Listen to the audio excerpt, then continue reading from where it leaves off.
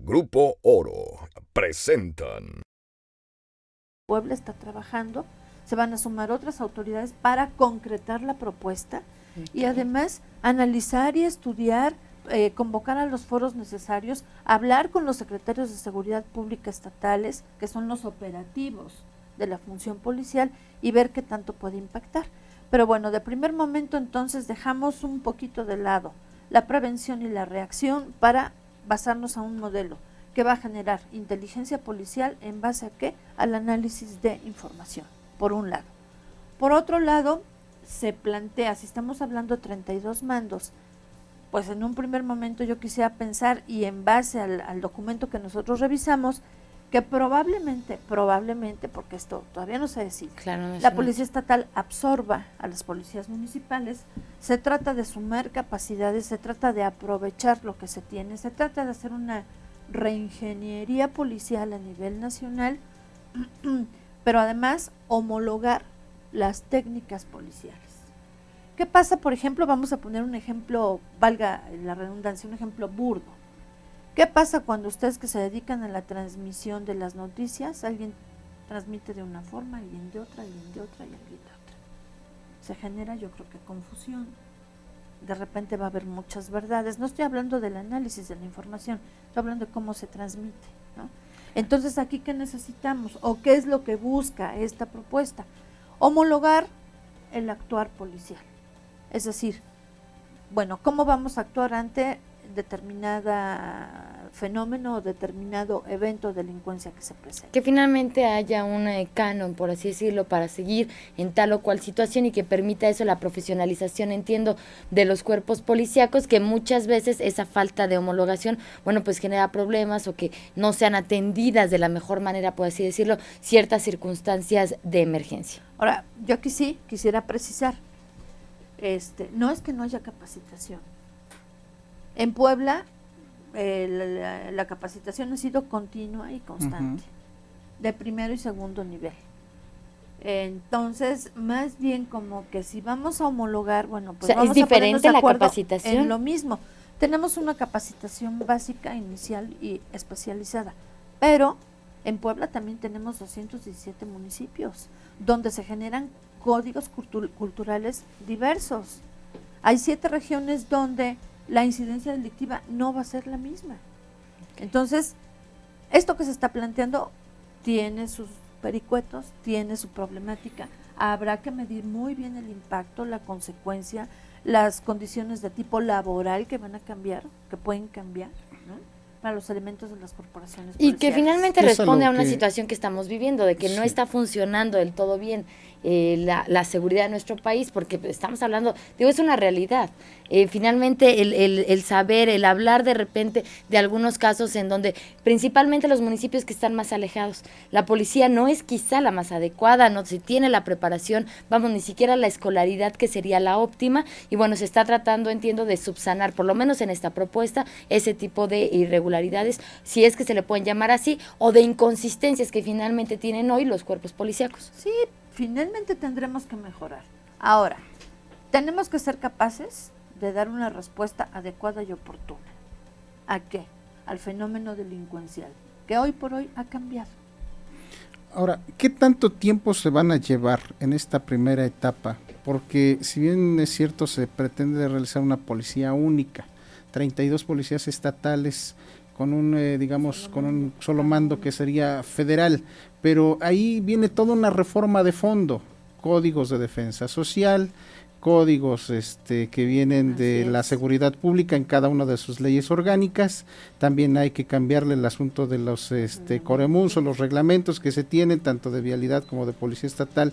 O sea, ¿cuánto tiempo les va a llevar en realidad aterrizar todo este proyecto y que lo estemos viendo ya en la mesa, ahora sí que en operación?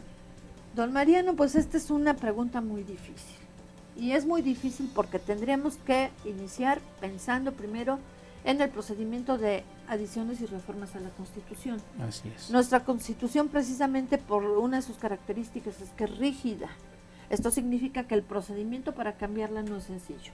Tendría que darse una discusión al interior del Congreso de la Unión, después citar a una reunión donde las 2/3 partes de los individuos presentes en esa sesión, de acuerdo al 135 constitucional, tuviesen que votar por esta propuesta, y una vez concluido esto, bueno, tendrían que llegar a las legislaturas estatales. ¿Qué necesitamos de las legislaturas estatales? Bueno, la mayoría de las legislaturas que aprobara la propuesta, y después toda la consecuencia de leyes ordinarias o secundarias que tendríamos que modificar. Si nosotros partimos de la Constitución, obviamente que el primer artículo que va a modificarse tiene que ser el 115, que habla del municipio libre.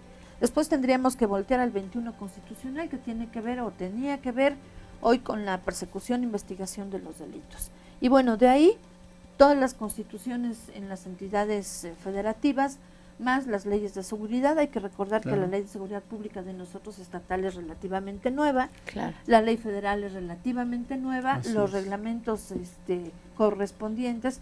Por eso le comento que me hace una pregunta muy difícil. Yo no me atrevería a contestar sí, porque no tengo elementos para precisar. Pero finalmente estamos hablando de largo plazo, es decir, no es algo que vamos a ver de forma... Se habla que podría llegar a ser transformación hasta el 2016 por todo lo que implica reformas de códigos de la misma Constitución y empatarlo. Reforma de justicia penal. Exactamente. Sí, precisarles que también en esta reunión, en esta reunión nacional, el titular del Ejecutivo Federal precisó, y los gobernadores de los estados se pronunciaron en el sentido que este cambio urge.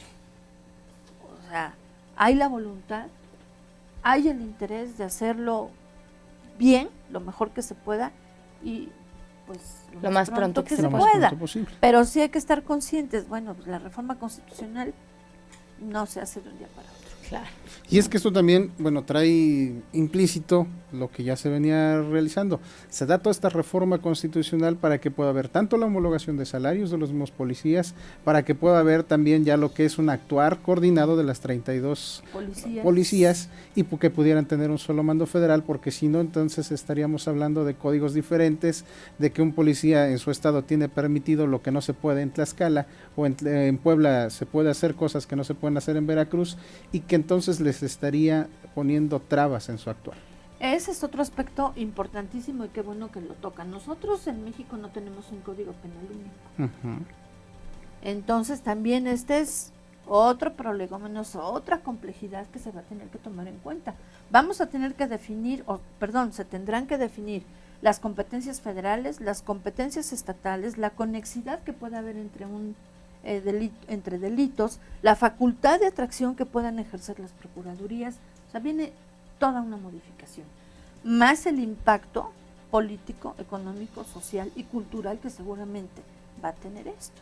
Pero sin duda importante, sin duda una propuesta que llama la atención, que es de especial importancia, porque además estamos hablando de seguridad, estamos hablando de eficientar el tema de lo que es la policía, que son quienes se encargan finalmente de salvaguardar la seguridad de los ciudadanos y de también, creo, dignificar el trabajo del policía, que muchas veces esta imagen, lo hemos dicho ya, no siempre es la mejor, y que hoy se está buscando también, bueno, pues hacer finalmente una modificación completa. O sea, lo que nos están planteando en este momento es prácticamente darle la vuelta por completo a todo lo que se ha venido haciendo, y que finalmente lo que se busca es que usted, que nosotros, que todos podamos vivir de forma mucho más tranquila, de forma mucho más ordenada, con una policía pues homologada finalmente a nivel nacional, y que nos permita pues tener esa tranquilidad en la que afortunadamente en Puebla sí la tenemos todavía, pero en muchos estados de la República se ha perdido prácticamente por completo. Sí, ahora también